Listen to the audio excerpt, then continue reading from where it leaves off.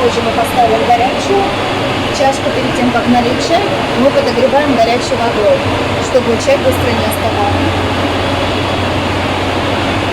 Затем, после осиполи, мы будем предлагать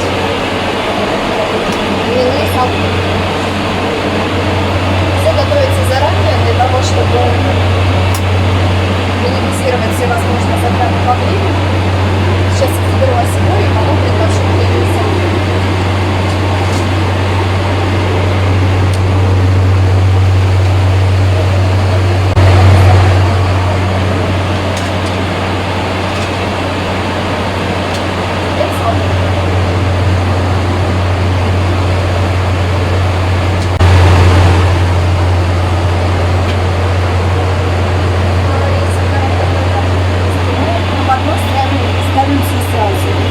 Напиток, и десерт, и закуску, в зависимости от того, что заказал пассажир перед этим.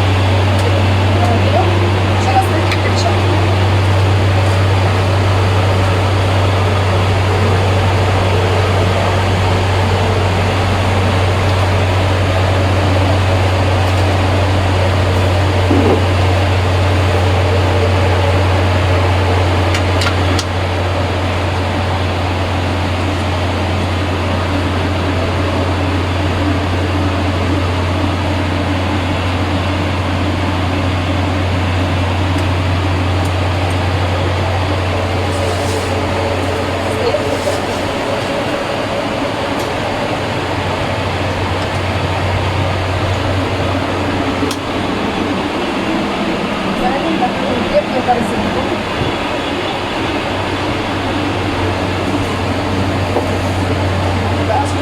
Должен быть закрыт после того, как мы тележку используем. Достаем горячую булочку.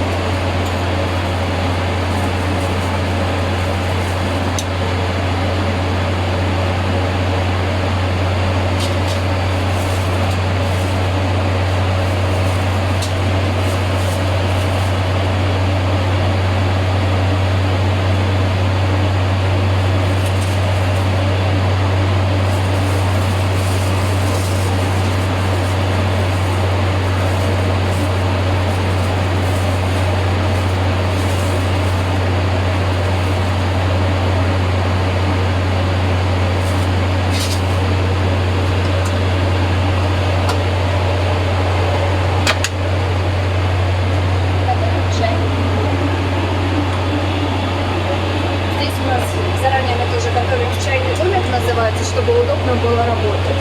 В нашем случае заказали черный чай. Мы заранее положили сахар с лимоном.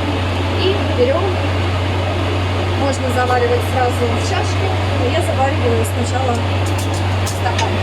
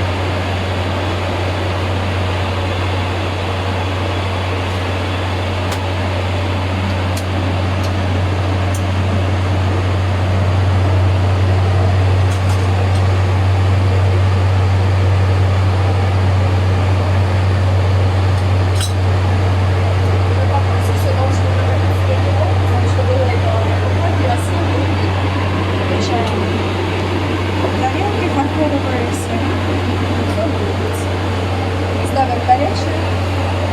Видите, его нужно открыть. И проверяем также, чтобы этикетка была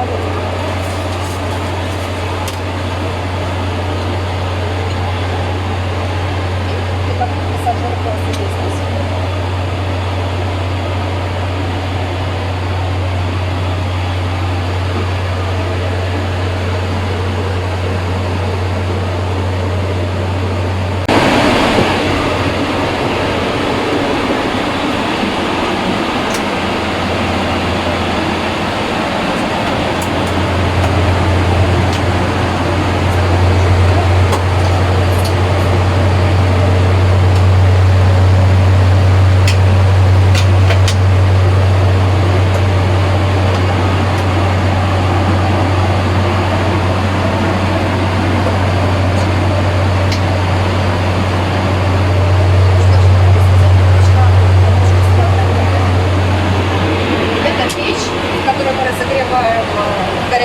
обслуживания для бизнес-класса и для экипажа.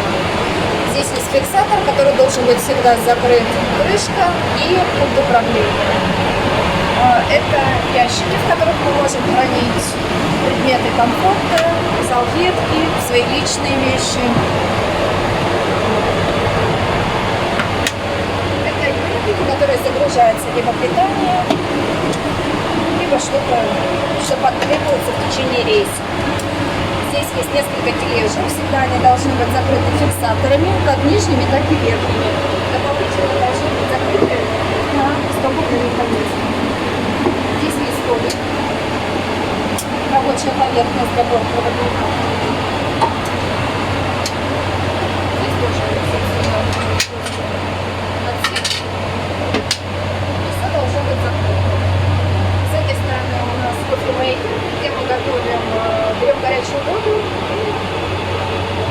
Здесь отсек, в который можно положить салфетки. Вот, например, что-то вот так. Мы готовим заранее треугольники, которые понадобятся в обслуживании с пассажирами бизнес-класса.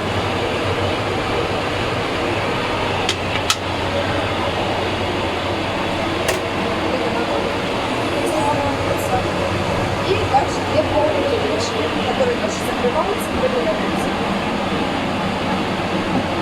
Вентиляции, если понадобится. И две мусорки. Крышки мусора всегда должны быть закрыты, потому что в случае возгорания там есть огнетушитель, который сможет включить. Что касается дверей, вы обратили внимание, как мы их закрывали. При их закрытии нужно проследить, чтобы два фиксатора вот этих, они были в съемном положении. Тогда получается, что дверь закрылась. Здесь также есть ручка закрытия дверей. Лента ограничительная, которая при открытой двери должна закрываться.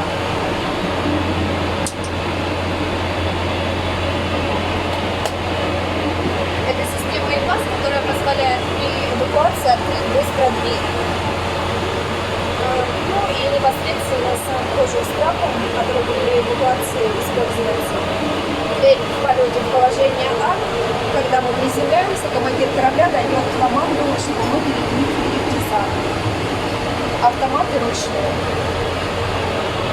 Это ограничительная лента, которая закрывается в случае покидания самолета. Так, мы достаем шпильку. Перекрываем, закрываем, и тогда с той стороны уже никто не может открыть.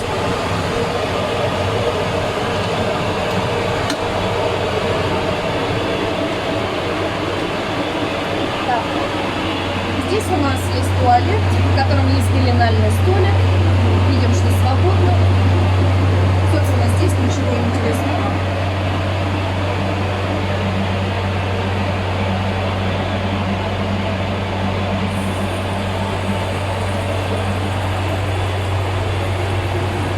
Здесь же есть кнопка вызова бортпроводника, если понадобится помощь.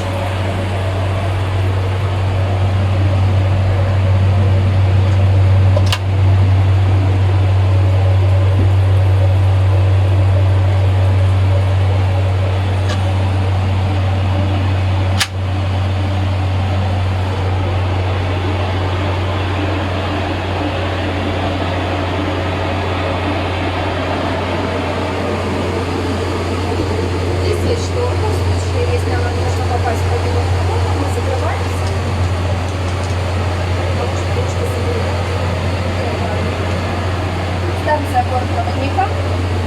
Вот так откидывается кресло. Здесь есть ремни безопасности. В горизонтальном полете ремни должны быть расстегнуты. Когда мы приземлились, ремни должны быть застегнуты. Находиться в таком положении. Под станцией бортпроводника находится спасательный жилет,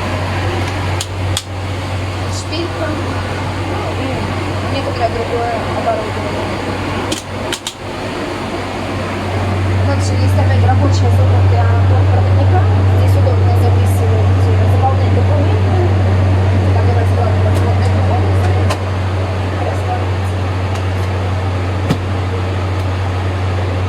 Дверь идентично правой, которую мы смотрели дома. аварийно-спасательное оборудование. Например, видим, что кислородный баллон, который используется при медицинской помощи пассажирам, и детские спасательные жилеты только для аварийного оборудования. Всегда все фиксаторы должны быть закрыты в зеленом положении. То есть вот это открыто, это закрыто. Открываем, смотрим кислородное оборудование и детские спасательные жилеты. Перед тем, как вылететь, мы проверяем, чтобы все было в порядке.